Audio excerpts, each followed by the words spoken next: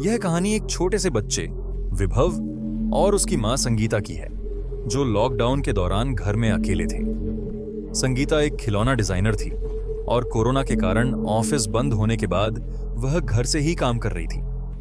विभव, जो महज 6 साल का बच्चा था, अपनी मां के पास खेलता रहता था। घर में कोई और नहीं था क्योंकि उसकी आया भी छुट्टियों पर अपने गांव चली गई थी। विभव बहुत बातूनी था। हर समय उसकी जुबान पर कोई ना कोई कहानी रहती थी। पहले उसकी आया उसे उसकी कहानियां सुनाती थी, लेकिन अब वह अकेला महसूस करने लगा था। संगीता अपने काम में इतनी व्यस्त हो गई थी कि उसे इसका ध्यान नहीं आता। एक दिन विभव ने मां से कहा, मम्मा, मुझे एक बोलने वाली गुड़िया दो, फिर मैं अपनी सारी बातें उससे करूंगा। यह सुनकर संगीता मुस्कुराई और सोचा कि इस नन्हे बच्चे को खुश करने का तरीका है। वह उठी और स्टोर रूम में चली गई। पिछले हफ्ते ही उसके डिजाइन किए हुए कुछ खिलौने फैक्ट्री से आए थे, लेकिन कोरोना के कारण ऑफिस बंद हो गया था और वे खिलौने उसके घर में ही पड़े हुए थे।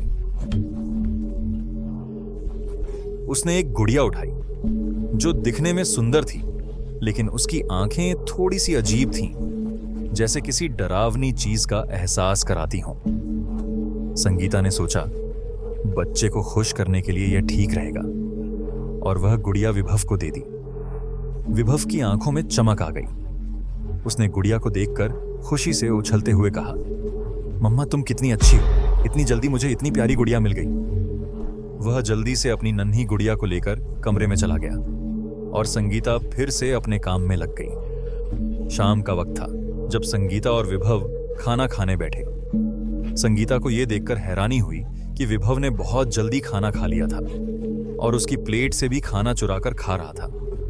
यह कुछ अजीब सा लगा, लेकिन उसने सोचा कि शायद लंबे समय तक खेलने के कारण उसे भूख ज्यादा लगी होगी। इसके बाद कुछ और अजीब घटनाएं हुईं। विभव का हंसने का तरीका बदल गया।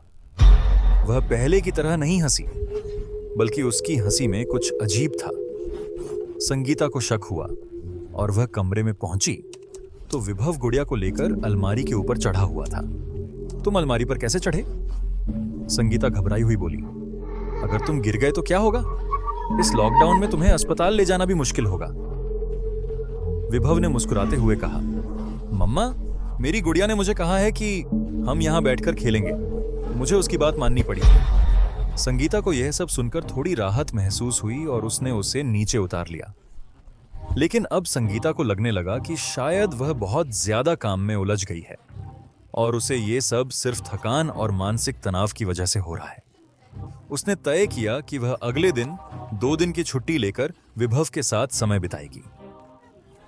रात का वक्त था और संगीता विभव को खाना देने के लिए गई। इस बार विभव ने बहुत अजीब तरीके से जवाब दिया, मम्मा, मुझे नहीं खाना है, क्योंकि मेरी गुड़िया ने कहा है कि अगर मैं नहीं खाऊंगा तो मैं मर जाऊंगा और फिर उसी की तरह गुड़िया बन जाऊंगा। यह सुनकर संगीता के हाथ रुक गए। उसने सोचा कि यह तो बहुत अजीब बात है। उसने तुरंत विभव को डांटने की कोशिश की, लेकिन जैसे ही उसने उसका हाथ उठाया, वह अजीब सा महसूस करने लगी। विभव की आंखें अचानक से लाल हो गईं। उसकी गुड़िया भी एक अजीब डरावनी हंसी में शामिल हो गई। तुम हमें थप्पड़ नहीं मार सकती हो, विभव और गुड़िया एक साथ बोल पड़े।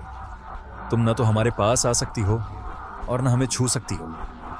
संगीता को डर लगा, लेकिन वह खड़ी रही। फिर बुरी तरह घबराई हुई वह कमरे से बाहर दौड़ पड़ी। कुछ समय बाद जब संगीता शांत हुई और फिर विभव के कमरे में गई तो वह देखकर चौंक गई। विभव सो रहा था, लेकिन गुड़िया उसके पास ही बिस्तर पर बैठी हुई थी। उसे डर लग रहा था, लेकिन फिर भी उसने हिम्मत जुटाकर गुड़िया को उठाया और उसे बाहर फेंक दिया। गुड़िया के टुकड़े टुकड़े करके उसने उन्हें एक बॉक्स में डाल दिया और स्टोर रूम में रख दिया। वह सोच रही थी, इस गंदी गुड़िया से छुटकारा मिल गया। लेकिन जब संगीता विभव के कमरे में पहुंची तो उसके पैरों तले जमीन खिसक गई।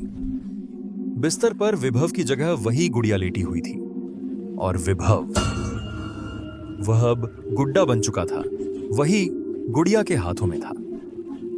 गुड़िया ने कहा, तुमने मुझे खत्म किया समझा? मैं एक श्राप हूं जिसे कोई नहीं मिटा सकता। संघर्ष के बाद संगीता ने गुड़िया को फिर से जलाने का फैसला किया, लेकिन जब उसने गुड़िया के टुकड़े जलाए तो उसे एहसास हुआ कि वह बच नहीं सकती।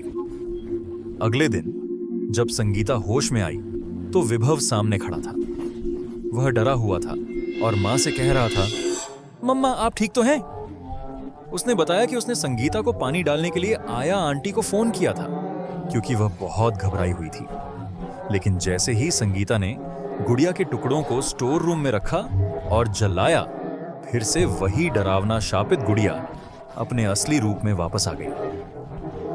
अब मैं तुम्हारे बेटे को ले चुकी हूं, गुड़िया ने हंसते हुए कहा। संगीता को यह समझ में आ गया कि वह अब कभी भी इससे छुटकारा नहीं पा सकती। हर रात वही गुड़िया और उसका शापित रूप विभव के रूप में लौट आता था। वह जानती थी कि यह कहानी कभी खत्म नहीं होगी, क्योंकि शापित गुड़िया का जादू कभी खत्म नहीं होता। अगर आपको यह कहानी पसंद आई हो तो चैनल को सब्सक्राइब करें और हमसे जुड़े रहें, क्योंकि अगली कहानी और भी डरावनी होगी।